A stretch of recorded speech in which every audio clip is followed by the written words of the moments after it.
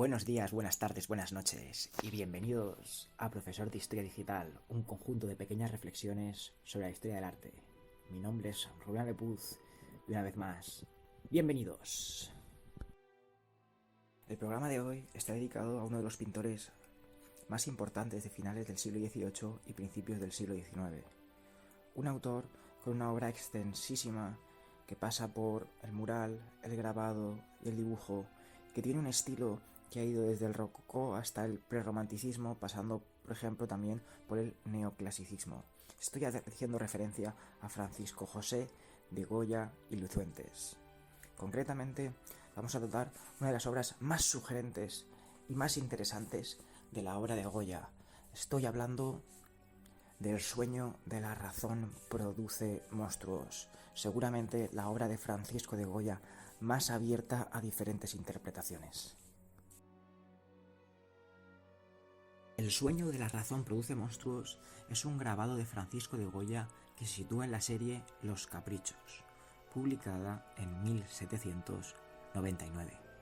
Fue ejecutado empleando la técnica del aguafuerte, pero lo cierto es que lo más interesante y reseñable de esta obra no es tanto su componente técnico, sino más bien aquello que sus imágenes buscan expresar.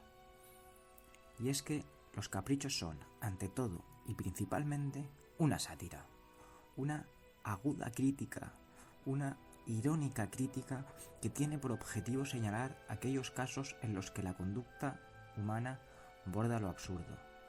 Entre los temas de los caprichos destacan la mala educación y la ignorancia, pero también los abusos de poder, las falsas creencias y las supersticiones producto de la ignorancia, así como también encontramos en esta serie una fuerte condena de los vicios arraigados en la sociedad, como por ejemplo la vanidad, la gula, la pereza, la lujuria o la avaricia. En definitiva, se trata de toda una crítica a la irracionalidad humana. Y aquí, en este punto, nos topamos con uno de los conceptos más importantes del programa de hoy, el concepto de razón. Protagonista de la obra aquí comentada, fue también la piedra de toque, el pilar fundamental, el punto arquidémico sobre el que se constituyó uno de los movimientos culturales más importantes de la historia europea. Un movimiento intelectual que nace en la segunda mitad del siglo XVIII y dura hasta la primera mitad del siglo XIX. ¿Sabría el radio oyente a qué movimiento estoy haciendo referencia? Os doy una pista. Las principales ideas de este movimiento intelectual tendrían como máximo representante la filosofía de Immanuel Kant.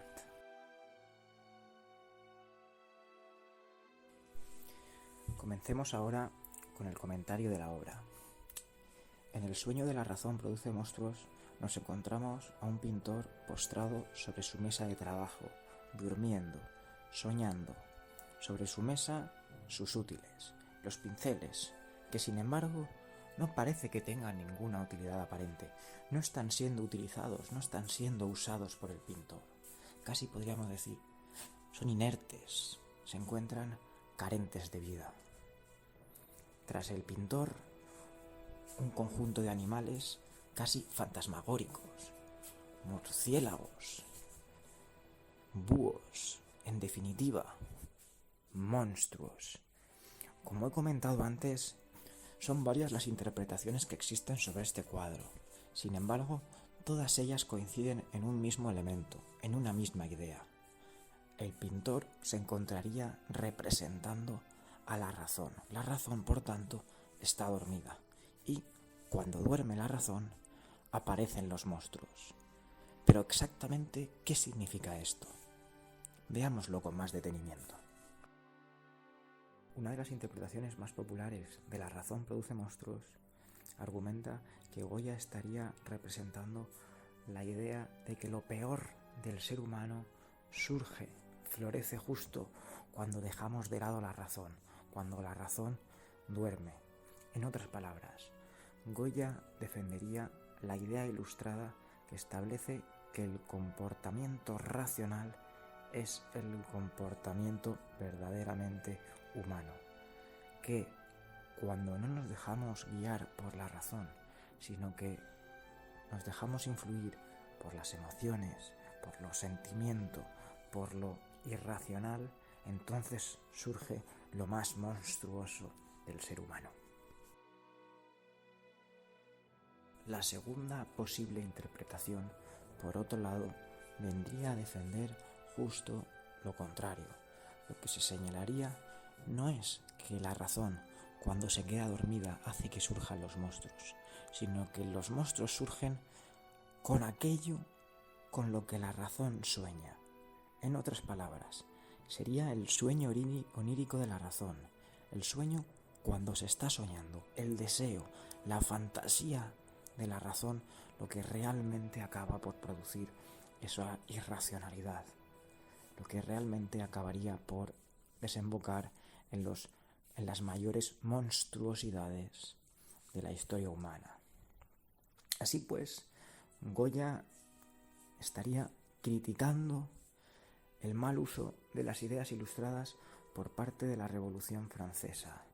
10 años después del inicio de esta revolución y habiendo visto los desmanes y las monstruosidades que el terror jacobino había llevado a cabo, Goya, mediante el sueño de la razón produce monstruos, señala que la fantasía desenfrenada de la idea ilustrada de razón ha producido verdaderas monstruosidades.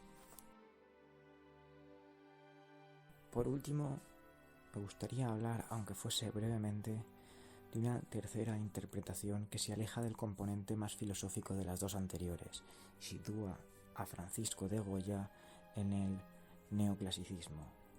Esta interpretación argumenta que el sueño de la razón produce monstruos vendría a representar uno de los principios estéticos más importantes del neoclasicismo, que consideraba la razón y la fantasía como dos principios artísticos que sin embargo son antitéticos, que sin embargo son opuestos, son contrarios.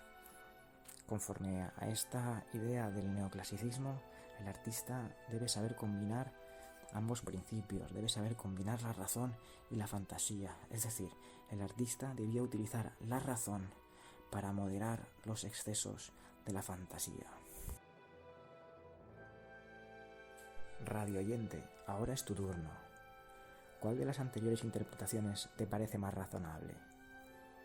Y dime, ¿cuál crees que se adecúa mejor a lo que verdaderamente Goya quería representar con su obra El sueño de la razón produce monstruos? Con esta pregunta finalizamos, no sin antes daros las gracias por vuestro tiempo y por vuestra atención.